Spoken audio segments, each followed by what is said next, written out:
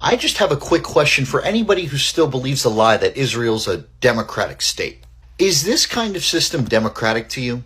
I am an Ashkenazi Jew who was born and raised in Miami, Florida. If I wanted to, under the 1950 Israeli law of return, I could move to Israel, become an Israeli citizen, and be paid to do so by the Israeli government, despite the fact that I have no connection whatsoever to the Levant. Meanwhile, a Palestinian who can trace his entire family lineage to Palestine and whose grandparents were expelled from there in 1948 and had their homes and lands stolen is denied the right of return to this very day under international law.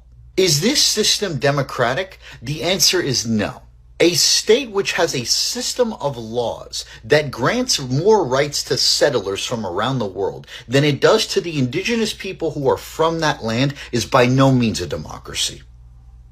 Israeli historian Ilan Pappé once brought up an excellent point. He explains that if somebody brought up the argument that the only way you can have democracy in a place where settlers and natives live is if the settlers are a majority, most people would rightly call that argument racist. That is essentially the equivalent of saying the United States must remain a majority white country in order to preserve democracy. But in the case of Israel, this racist argument is accepted by most of Western society. People will often make the claim that Israel has a right to exist as a Jewish state while completely forgetting the fact that 1, objects don't have rights, people do. 2, the fact that no group of people, whether they are Jewish or not, has the right to build an ethno-state. Ethno-states are inherently exclusive because they place an emphasis on a certain ethnic group being the majority. And the state of Israel is the direct result of an ethno-nationalist movement